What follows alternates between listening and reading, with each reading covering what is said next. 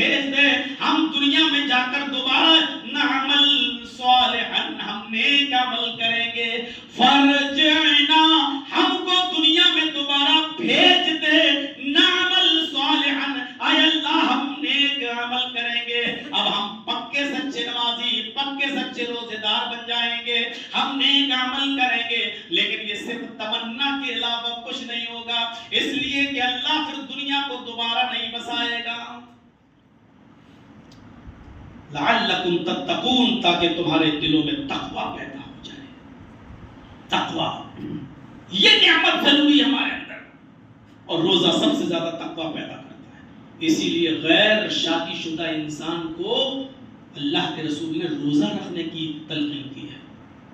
یا معاشر الشباب من استطاع منکم الباء، آئے نوجوانوں، اگر تمہارے اندر طاقت ہو، قوت ہو کھلانے کی، پلانے کی، بیوی کا حق ادا کرنے کی، تو تم شادی کر لو۔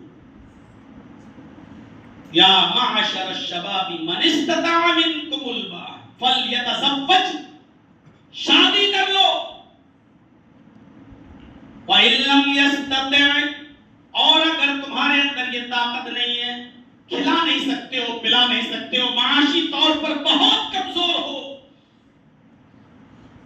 پرسنلی طور پر بھی بہت کمزور ہو، بیوی کا حق ادا نہیں کر سکتے، شہوت اڑتی ہے، اب کیا کرو گے؟ طاقت نہیں ہے تمہارے اندر بیوی کو کھلانے کی اور پلانے کی، تو طریقہ بتایا، فَعَلَيْهِ بِالصَّوْمِ، تو آئے نوجوانوں تم روزہ رکھو، فَإِنَّهُ لَهُ وِجَاءٌ، روزہ رکھنے سے تمہاری خواہشات نفسانی کم ہو جائے گی، یہ روزہ اس کو کچل دے گا۔ یہ حیجان، جو شہوت حیوانیت کی جوڑتی ہے، اور بڑے بڑے جو ریپ کانڈ ہوئے ہیں وہ اسی حیوانی شہوت کی وجہ سے، کہ انسان اپنے آپ پر کنٹرول نہیں کر پاتا ہے، اور راستے میں جو ملا، کبھی گھسیٹ کر کھیت میں لے گیا، کبھی کہیں لے گیا، کبھی کشمیر والا وہ مدعا اٹھا کر دیکھو میرے بھائیو، 8 سال کی بچی کے ساتھ ریپ، کہیں 5 سال کی بچی کے ساتھ ریپ، اور کہیں یہ فائل جو ایپسٹک فائل کھلی ہے جہاں 10 سال سے لے کر 18 سال تک کی بچیوں کے ساتھ ریپ، پھر ان کا مڈر، پھر ان کو جوس کی مشینوں میں رکھ کر ان کا کیما بنایا گیا، اور پھر اس کا برگر اور پیزا بنا کر کھایا گیا۔ یہ تمام چیزیں اسی حیوانی شہوت سے اٹھتی ہیں، اس لیے اللہ کے رسول نے فرمایا اس حیوانی شہوت کو کچلنے کے لیے روزہ رکھو، کیونکہ روزہ اس حیوانی شہوت کو کچل دیتا ہے۔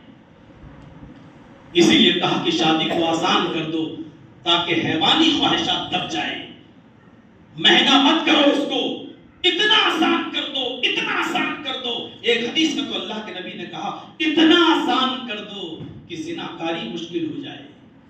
زناکاری 500 600 1000 روپے میں آج کل زناکاری ہو جاتی ہے، زناکاری مشکل ہو جائے، اتنا آسان کر دو، یعنی شادی میں 500 600 1000 روپے کا بھی خرچہ نہ ہو، اتنا آسان کر دو شادی۔